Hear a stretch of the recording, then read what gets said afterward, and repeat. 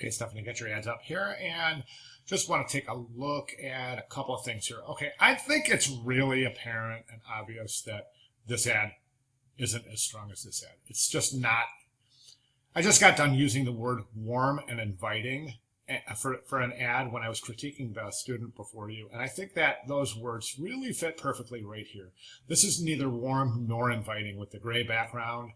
And the image itself is more of a concept image. It doesn't have a whole lot of color or a whole lot of real, dynamic visual attributes to it. I mean, it's basically a silhouette. So it's concept driven.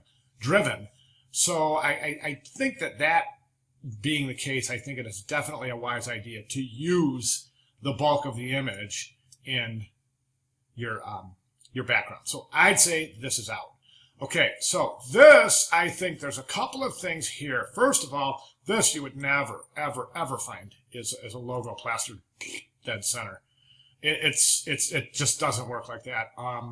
It's kind of force feeding people, and you want people to really digest information at their own leisure. Okay, that's why it's so important to place images almost innocuously. Almost, it doesn't look like there was any effort. Right here, it just looks like, okay, blap. There you go. You got to stare at that for a while. You got no choice. Live with it. That's what I kind of feel like.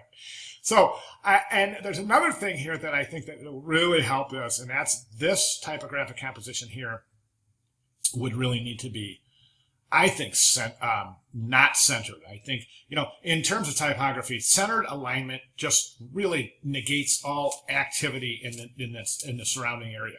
And in other words, it doesn't engage the negative space. It creates these symmetrical outlines, and it's just not engaging at all. So left aligned type would be a much, much better solution here. My suggestion is this, to left align this. So you've got three areas of information. What I would do is this, okay? I would take this headline and use it here, so it reaches down like this. I would take this logo, put it here in this corner, okay? Then I would take this contact information and somehow assemble it in this. And then I would take this paragraph, align it, left align here, and draw that paragraph right there for your text. Okay, that way your viewer is going naturally down the line. We start upper left and read to the right. So that would force your viewer to go, of course, look at the image, start with a headline, and just work their way effortless. Why can't I say that word today? Whatever. Down the page, effortlessly down the page. Sorry about that.